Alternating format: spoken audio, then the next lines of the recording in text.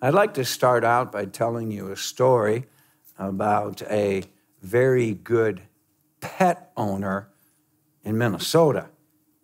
He apparently had a dog that was pretty amazing and did some incredible things. And he wanted to show the dog off to his friend. And so he invited him to go duck hunting. So the two went duck hunting, and there they were.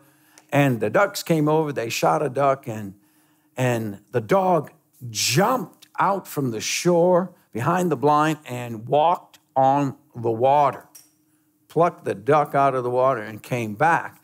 And the pet owner was so proud, he thought his friend was going to say something about how amazing his dog was, and his friend just went, He grunted.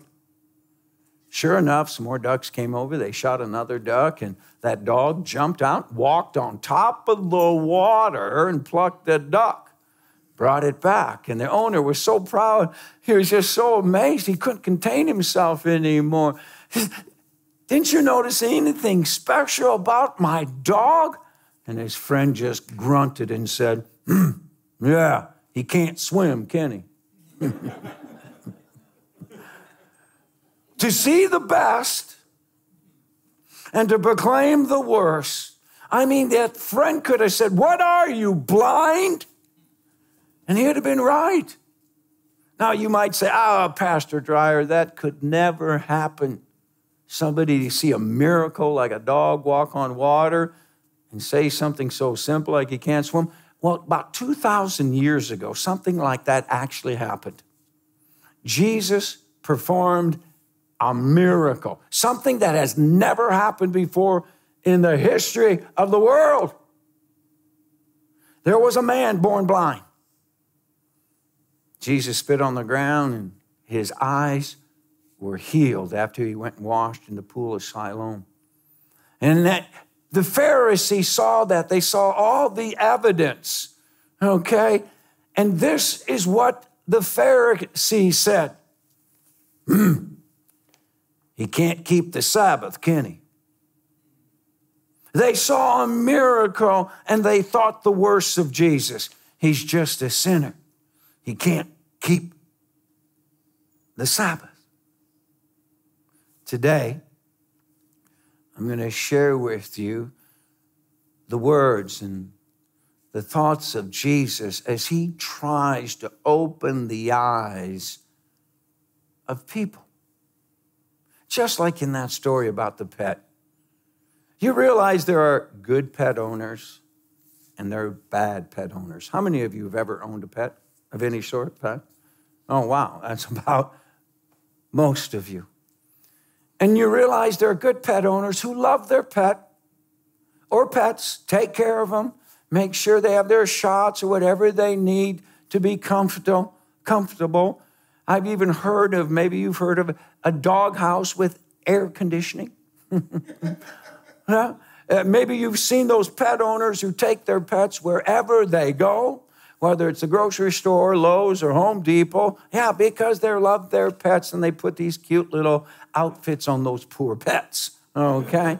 But it's their love for that pet. And some pet owners will go to the extreme. If their pet falls through the ice, they'll go out there and try to save their pet. They will lay down their life for their pets because they have that much love. And at the same time, there are bad, really bad pet owners who don't care much about their pet at all. Maybe you know somebody who's a bad pet owner. They lock them up, put a chain on them, let them go. Maybe you've seen those commercials on television where there's this dog freezing in the snow with a big chain on. It tugs at your heart. Maybe you've seen those news reports about maybe finding horses penned up, no food or water, or dogs or cats penned up, no food or water. And we don't even want to call them pet owners. We want to yell out, no good for nothing scum, and it goes on.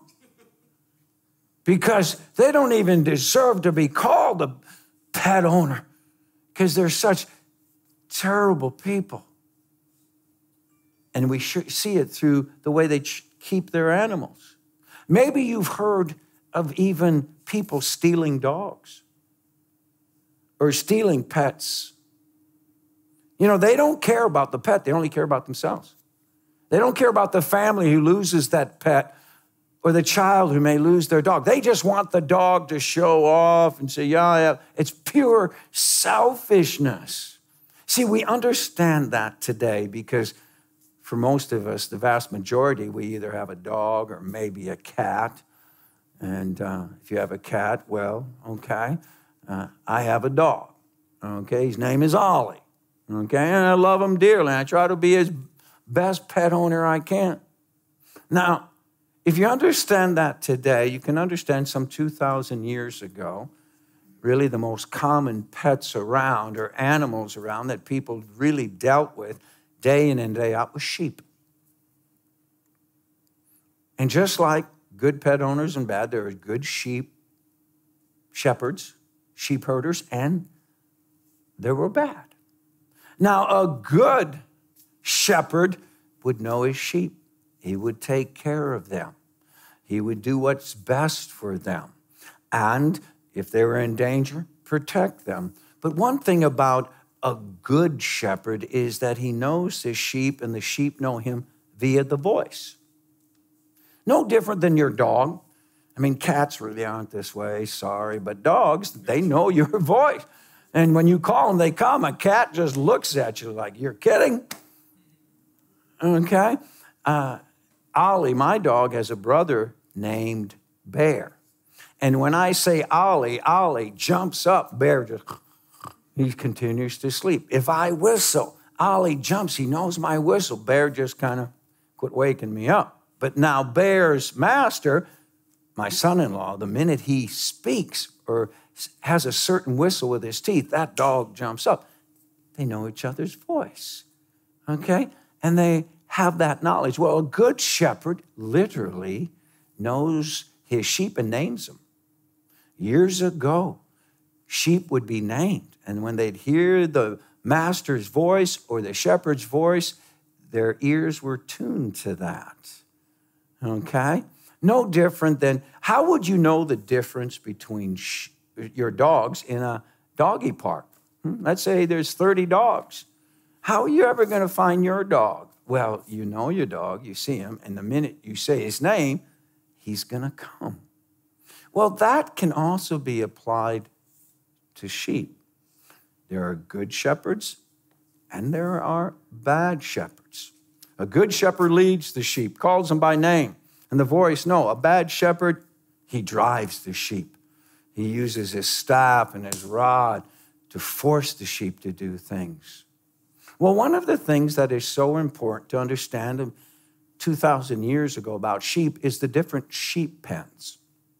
Now, today, it's not that important, but 2,000 years ago, when Jesus is explaining to people, when he calls them sheep, yeah,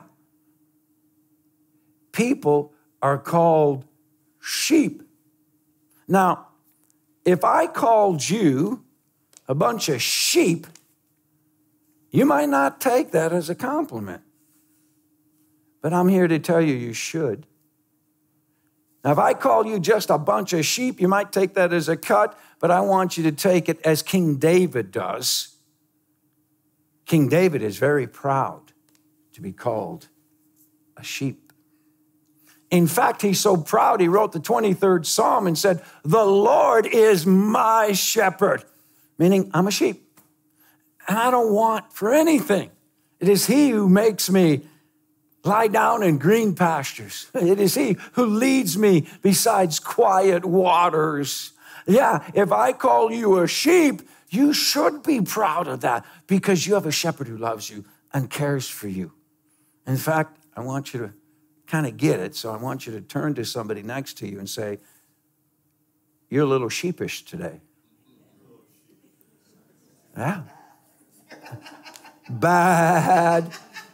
Yeah, I like that, Ursula. Oh, that was bad.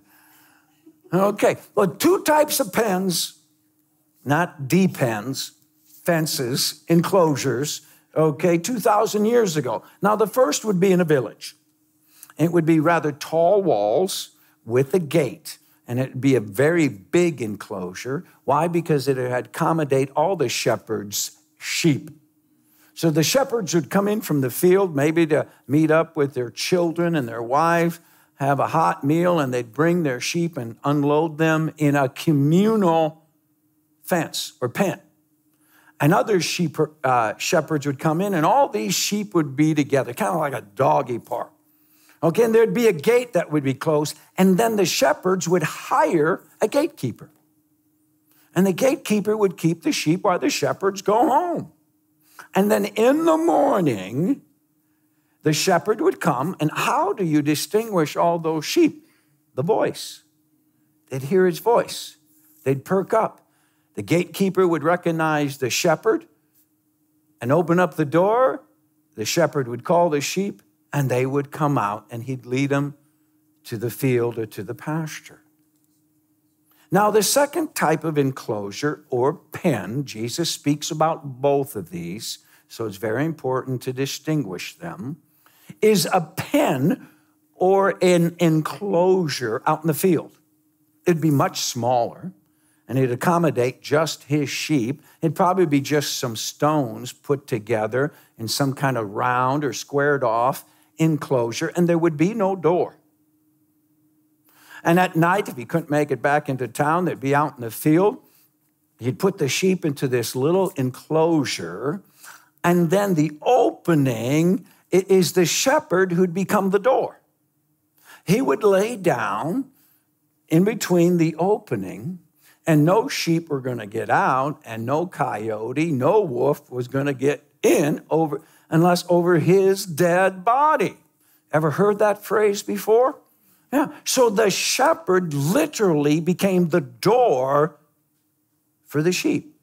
Now, in the first 6 verses of chapter 10, it is Jesus who speaks about the first enclosure, and beginning with verse 7, he speaks about the second enclosure. And next week, it's Dr. Spomer who's going to be speaking to you about that.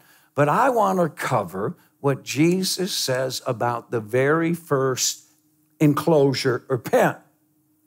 But to do that, I have to be a little profound with you this morning, okay? Chapter 10 of John is directly related to chapter 9. I know that's kind of profound for some of you, but what I need to do, just kidding, what I need to do is quickly explain to you what happened in chapter 9 so that when we read 10 together, verses 1 through 6, you'll be going, oh, I think I understand it a little better. Now, in chapter 9, Jesus performs a miracle. Spits on the ground, I know that's kind of gross, rubs the mud in the guy's eyes, says, go cleanse yourself or wash yourself in the pool of Siloam. The guy's born blind. And so he listens to Jesus, goes to the pool and washes himself. Jesus is gone, and all of a sudden he can see. The only thing is he heard the voice of Jesus. And while everybody's talking about it, and the Pharisees hear about it, and they gather him together. What happened to you? He said, well, this guy named Jesus spit on the ground, put mud in my eyes, I went and washed, and now I can see. And they go, we know him to be a sinner. He's a sinner because he can't keep the Sabbath. He healed you on the Sabbath, so we know he's a sinner. What do you say about him now? And he said, I don't know if he's a sinner or not, but I think he's a prophet. Oh, a prophet. Well, we don't believe you. Where are your parents? You know, when you get in trouble, everybody goes to the parents, okay? And they called the parents in, and they interrogate the parents. Was your son born blind, or is this a big fake thing? And they go, no, he's our son. He was born blind. Well, what happened to him? Well, ask him. He is of age, okay? And of age, meaning he had his bar mitzvah, and he is of age. He can represent himself. And by the way, you know what bar mitzvah mean? Son of the commandment. A bat mitzvah is a daughter of the commandment. Remember Martin Luther, the 3 uses of the law? Okay, a mirror, see yourself, a guide that you follow, and then a curb, a fence. A Jewish boy, it came of age when the fence of the 10 commandments kept him in and made him straight. We see that imagery. Okay, well, what happened to you? Well, he says to the Pharisees who gather him together once again and interrogate him. He says, I already told you what happened to me. Jesus spit on the ground, put mud on my face, and now I can see. He says, what do you want to become his disciples? Oh, that made those Pharisees mad. Okay, he says, you are his disciple. We are disciples of Moses. Another time they say, we are descendants of Abraham. So proud of their background. We are disciples of Moses. This guy, we know he is a sinner. He can't keep the Sabbath. And then the blind man who now sees uses plain reason. Remember Martin Luther? Unless I'm convinced by Scripture or plain reason, I'm not going to recant. So this blind man says, well, let's figure this out. You are Moses's disciples, right? But before Moses, from creation on, this has never happened in the history of the world, where somebody born blind is healed by someone. Now, we all know reason God the Father doesn't listen to sinners. God the Father only listens to his own children, people who worship him. So there's no way this man could have done what he did unless God listened to him. And they're going to go, okay. He said, so you don't know where he come from, and God listens to him.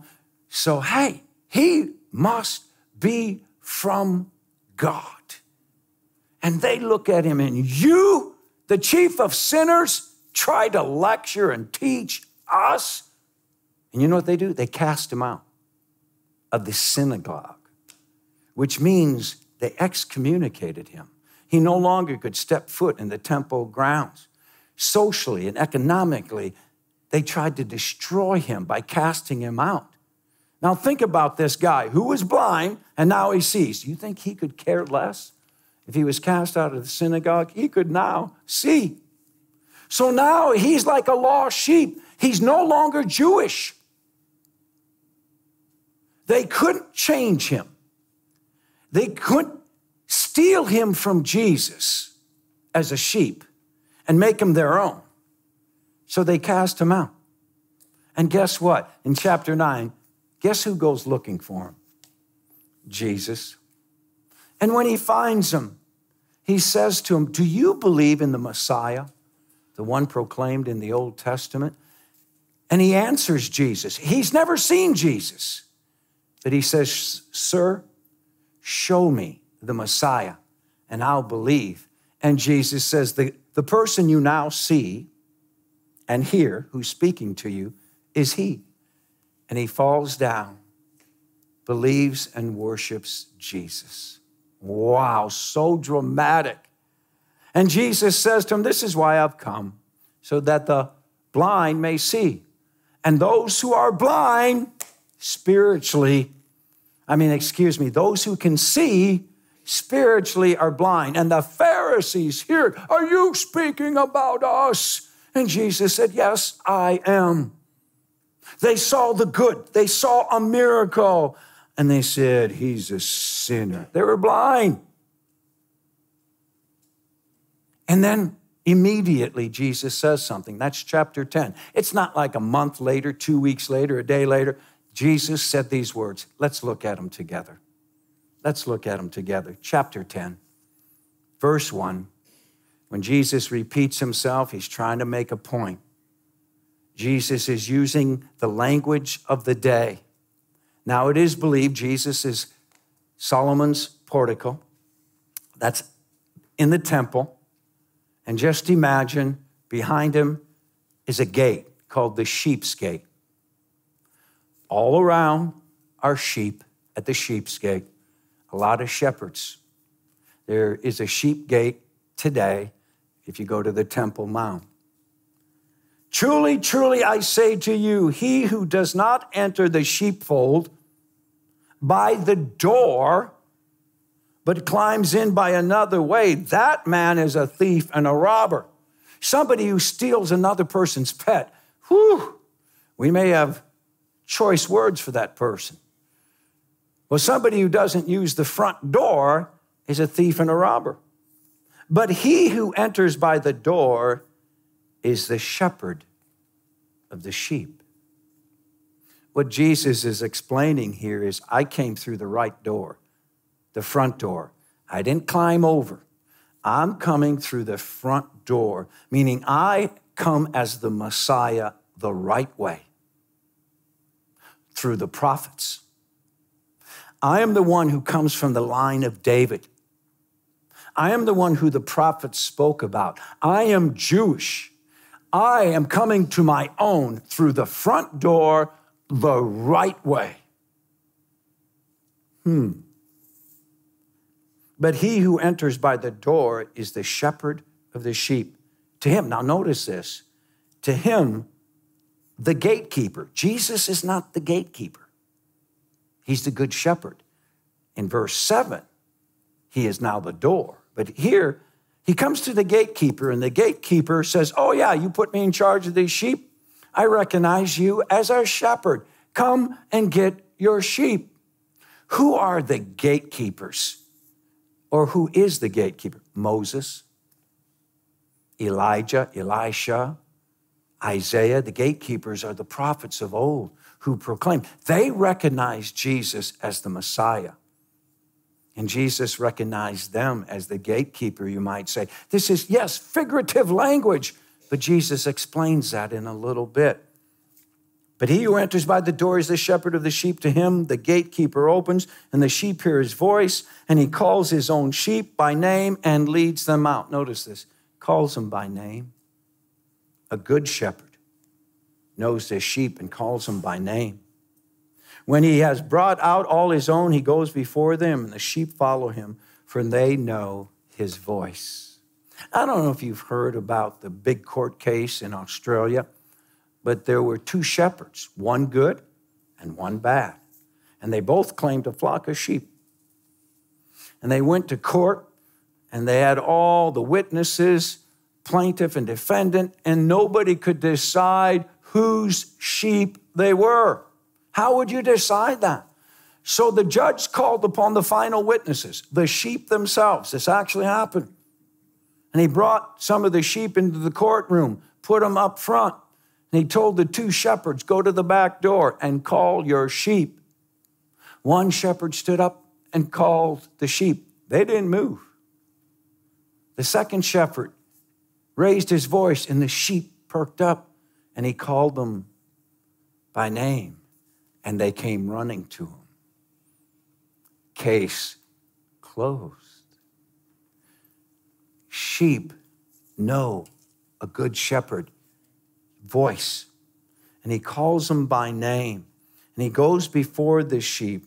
Remember, Jesus would say to the disciples, follow me, for they know his voice. A stranger they will not follow, but they will flee from him, for they do not know the voice of a stranger. This, now notice this, this figure of speech, Jesus is explaining, this is figure of speech. This is something we know every day in our lives. It should mean something to you. I'm explaining myself. This figure of speech Jesus used with them, but they did not understand what he was saying. They were still spiritually blind. Now notice verse 7, and this is where Dr. Spomer is going to begin next week. So Jesus again said to them, truly, truly, I say to you, I am the door of the sheep. That's that second type of pen. In the first 6 verses, the first pen, first enclosure inside a village. Listen, folks. Earlier I called you sheepish. I called you a bunch of sheep. Sheep who are loved by a good shepherd know his voice. And a shepherd knows the sheep by name. The day you were baptized, God knew your name. He called you his own child. As a shepherd knows the sheep, God knows you, and you should know his voice. Do you hear his voice? Now, all have sinned and fallen short of the glory of God, we're told. We all, like sheep, have gone astray, have gone our own way. But this is what we're told. On him was the iniquity of us all placed. Do you hear his voice? Do you hear the shepherd's voice? I am with you always to the end of the age. Knock and the door will be open. Seek and you will find. Ask and it will be given unto you. Do you hear the shepherd's voice? This is my body. This is my blood given for you. Do you hear the shepherd's voice? I am the resurrection and the life. Whoever believes in me, though he dies, yet shall he live. And if he lives and believes me, he will never die. Do you believe this? Do you hear the shepherd's voice? Do you believe in the Messiah? Do you hear the shepherd's voice? Trust in God, trust also in me. In my Father's house, there's many rooms. If it were not so, I would have told you. I go and prepare a place for you. And if I go and prepare a place for you, I'll come back to take you to be where I am. You know the way to the place where I am going. I am the way, the truth, and the life. No one goes to the Father except through me. Do you hear the shepherd's voice?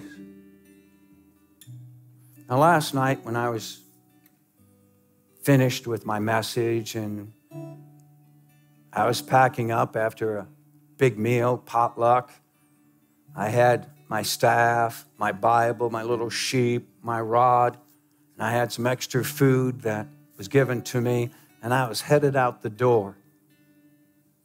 And as I was heading out the door, Ginger, one of our young gals who sings and plays, said, "Thank you for that message, Pastor.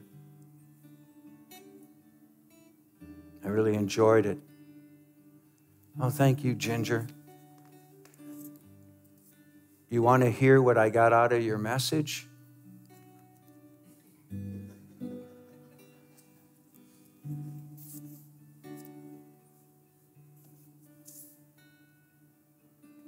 What did you get out of my message, Ginger?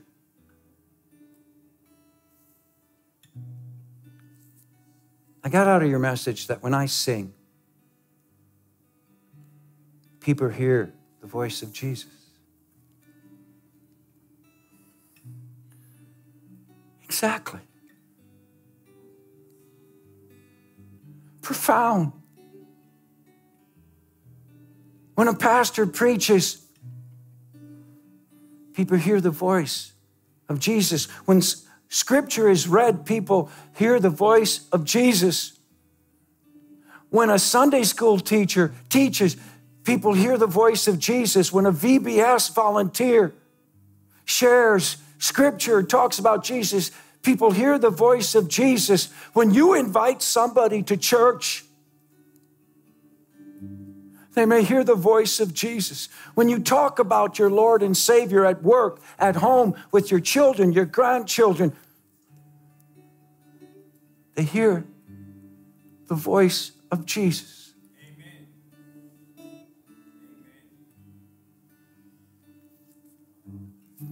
We hear his voice. We know his voice.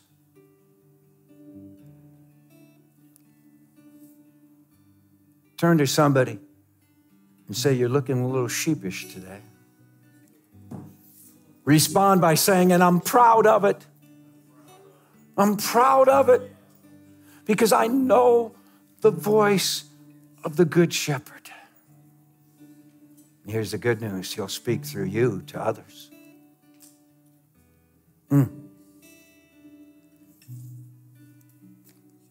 Amen.